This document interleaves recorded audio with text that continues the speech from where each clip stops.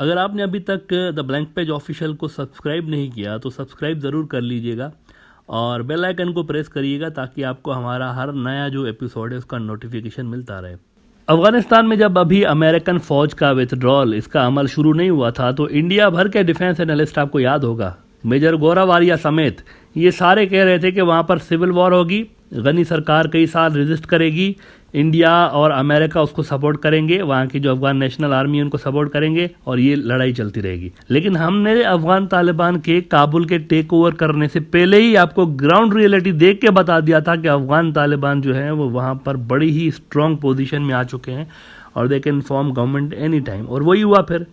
लेकिन इसके साथ ही हमने आपको ये भी बताया था कि अमेरिका अफगानिस्तान से जा रहा है लेकिन रीजन से नहीं जा रहा, ये बात हमने की थी और इसका असर रहेगा रीजन के अंदर, इसकी प्रॉक्सीज के ज़रिए जो है वो यहाँ पर असर इसका रहेगा और इसके जो इत्तेहादी हैं इंडिया उसकी प्रॉक्सीज के ज़रिए अमेरिका का असर रहेगा यहाँ पर। और ये जो प्रॉक्सीज हैं ये बहुत ज़्यादा एक्टिव हो जाएंगी। मिसाल के तौर पर 15 अगस्त 2021 को हमने आपको बताया था कि Ghani government collapse in Afghanistan, Kabul under control, India activated proxies in Bangladesh.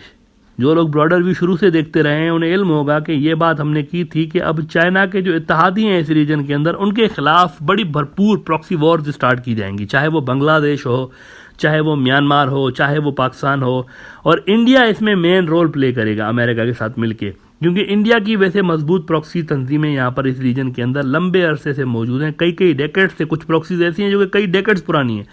अब ऐसा ही कुछ हुआ है, देखें म्यांमार के अंदर तो मिलिट्री जनता के खिलाफ सीआईए और इंडिया वहाँ पर जो रेबल फोर्सेज हैं, आंग सान सूकी वाली, ये जो डेमोक्रेटिक फोर्सेज हैं सो कॉल्ड, इनको सपोर्ट कर रहे हैं ना। लेकिन फिर उसके साथ ही 1970s में वो जो इंडिया ने बांग्लादेश के अंदर चिटागोंग वाले हिस्से को बांग्लादेश से अलग करके अपने नॉर्थ ईस्ट से मर्ज करने के लिए जो मास्टर प्लान बनाया था 70s में, जिसके लिए चिटागोंग के चकमा कबाइल, चकमा जो ट्राइब्स हैं उनको मिला के एक शांति बाहिनी नाम की फोर्स बनाई गई थी। शांति बाहिनी इंदिरा गांधी ने बनाई थी ये फोर्स और उन्होंने मेन रोल प्ले किया था ये फोर्स बनाने में। Basically she wanted to create alternate connectivity routes toward the Indian north east which is the most vulnerable part of India because geographically it is linked with India's mainland with small portion of land which is called as Siliguri corridor. कोई 20-25 kilometre चौड़ा एक रास्ता है, इससे ये जुड़ा हुआ है नॉर्थ ईस्ट। तो ये वनरेबल एक इलाका है, इसकी वनरेबिलिटी कम करने के लिए इंदिरा गांधी ने ये प्लान बनाया था। इंडिया की इस बड़ी जियोग्राफिकल कमजोरी को ख़त्म करने के लिए इंदिरा गांधी ने बांग्लादेश को तोड़ के, बांग्लादेश के इस हिस्से को तोड़ने की अटेम्प्ट की थी। चाइना की जो तलवार थी उस दौर में भी उनकी सिलीगुड़ी पर लटक रही थी, तो शांति बाहिनी उन्होंने बेसिकली इसी के लिए बनाई थी। और just when she was about to execute this plan, और वो इंडियन फौज को घुसाने ही वाली थी चिटागोंग के अंदर इनकी मदद के लिए, तो उससे पहले ही इलेक्शंस हो गए इंडिया के अंदर। ये एक अजब बात हुई थी, इलेक्शन आ गए थे सर पे और वो इलेक्शन हार गई थी, ये इंदिरा गांधी साहिबा। और इंडिया की इसके बाद जो नई सरकार आई थी उन्होंने इस रिस्की प्रोजेक्ट को साइड पे कर दिया था, जिसके बाद इस मूवमेंट में ज़्यादा एक तेज़ी आ नहीं सकी थी। और फिर इंदिरा गांधी का खुद का कत्ल हो गया था दोबारा जब वो आई थी। तो शांति बाहिनी की कार्रवाइयाँ अलबत्ता जारी रहीं इसके बाद भी, और हज़ारों बांग्लादेश के जो फौजी और आम लोग हैं वो इन्होंने शहीद कर दिए थे। लेकिन फिर 90s में उन्होंने सरेंडर कर दिया था शेख हसीना की सरकार आने के बाद। लेकिन आज से कोई 1.5 साल पहले भी 20 सितंबर 2020 को ब्रॉडर व्यू में वी टोल्ड यू कि इसको, शांति बाहिनी को और इस तरह की दूसरी तंजीमों को रिवाइव करने की अटेम्प्ट्स हो रही हैं बांग्लादेश के अंदर। ब्रॉडर व्यू का एपिसोड नंबर था 94। इसमें वी टोल्ड यू 1.5 साल पहले तकरीबन कि Bangladesh needs to keep eye on this important factor Shanti Bahini and India China factor. हमने बताया था आपको कि बीआरआई को रोकने के अटेम्प्ट्स हो रहे हैं। सीआईए वाले और अमेरिकन जो हैं ये बांग्लादेश के अंदर जो बीआरआई है इसको प्रॉक्सी वॉर्स के ज़रिए रोकने की अटेम्प्ट्स करेंगे और यहाँ पर कुछ ना कुछ होगा। और अब शांति बाहिनी के रिवाइवल के पहले आसार, पहली साइन वैसे सामने आई है। चिटागोंग हिल ट्रैक्स में कुछ हुआ है जिससे ये साफ नजर आ रहा है कि ये जो फोर्स है ये नए नाम या नई पैकेजिंग में दोबारा लॉन्च करवाई जा सकती है या करवाई जा रही है। शांति बाहिनी की पॉलिटिकल विंग जेएसएस, इन्होंने अभी 1-2 रोज पहले क्या किया है कि घात लगा के इन्होंने बांग्लादेशी फौज के ऊपर हमला करके एक फौजी को शहीद किया है और कुछ को जख्मी किया है। और बांग्लादेश को मैसेज चला गया है कि ये ग्रुप जिंदा है, ये ग्रुप जिंदा है। इस कार्रवाई में जब जवाबी हमला किया है इस ग्रुप के ऊपर बांग्लादेश की फोर्सेज ने, तो 3 दहशतगर्द इस ग्रुप के मारे गए हैं।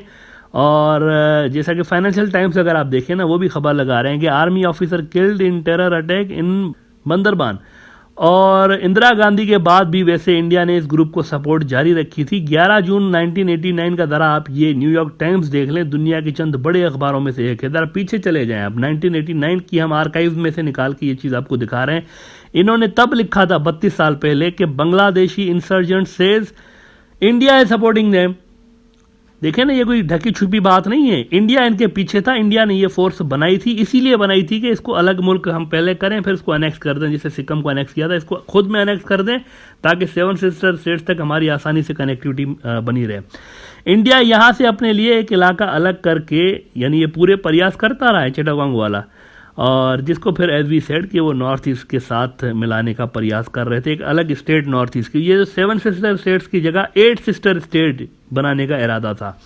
और इससे फिर क्या होता कि सिलीगुड़ी कॉरिडोर वाला वो जो थ्रेट है ना, वो न्यूट्रलाइज हो जाता कि अगर सिलीगुड़ी कॉरिडोर के ऊपर जहाँ पर चाइना है, अगर चाइना यहाँ पे आ भी जाता है तो इंडिया के पास दूसरा रास्ता होता ईजिली वहाँ तक पहुँचने के लिए। अलबत्ता अब तो चाइना के BRI की वजह से इंडिया को CIA की भी हिमायत हासिल है। चिटागोंग के साथ ही म्यांमार की रखाइन स्टेट भी है, इसका बॉर्डर भी लगता है, जहां से चाइना स्टेट ऑफ मलाका को बाईपास करके चाइना की तक अलग जो कनेक्टिविटी है ना, उसके लिए पोर्ट बना रहा है, बल्कि पोर्ट बना चुका है। और यहां से चाइना की एनर्जी पाइपलाइन भी गुजर रही है, इसके साथ चिटागोंग का बॉर्डर लगता है।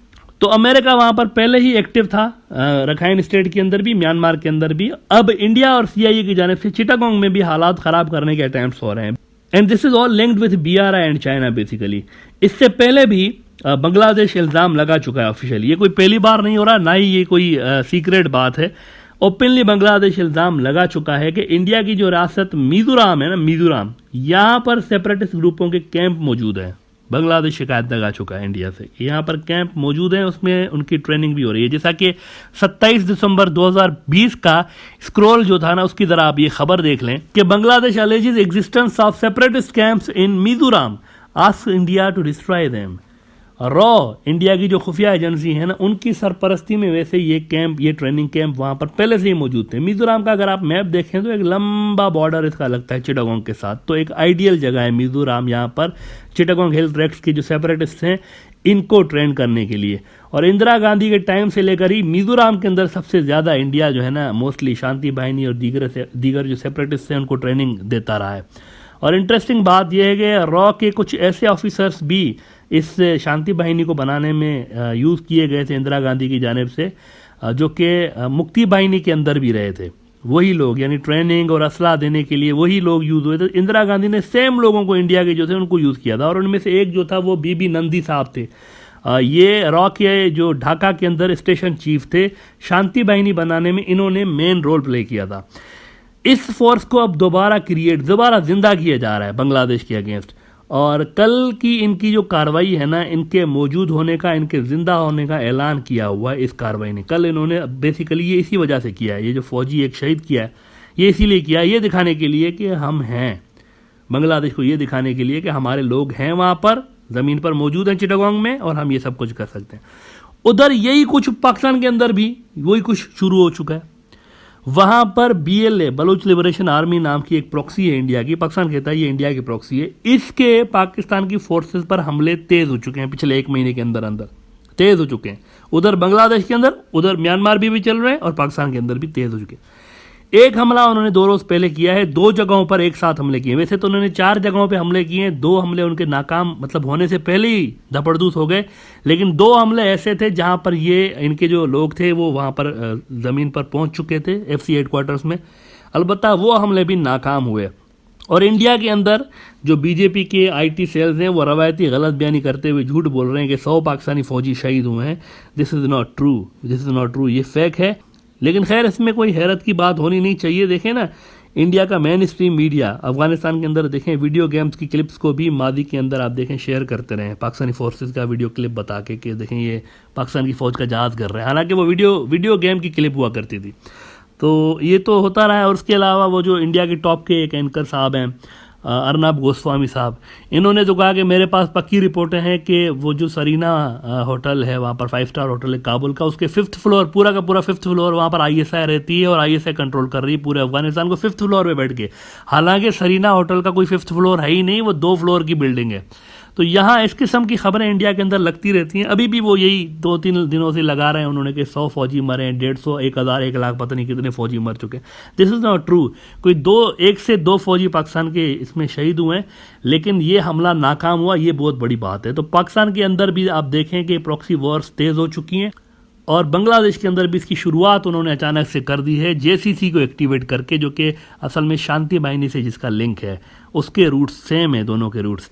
तो ये एक ख़तरनाक बात है और इन मुल्कों की जो फोर्सेस हैं इनको मुल्क के अंदर कड़ी नज़र रखनी पड़ेगी और इस तरह के जो हमले हैं इनको न्यूट्रलाइज करने के लिए उनको और ज़्यादा मेहनत करनी पड़ेगी।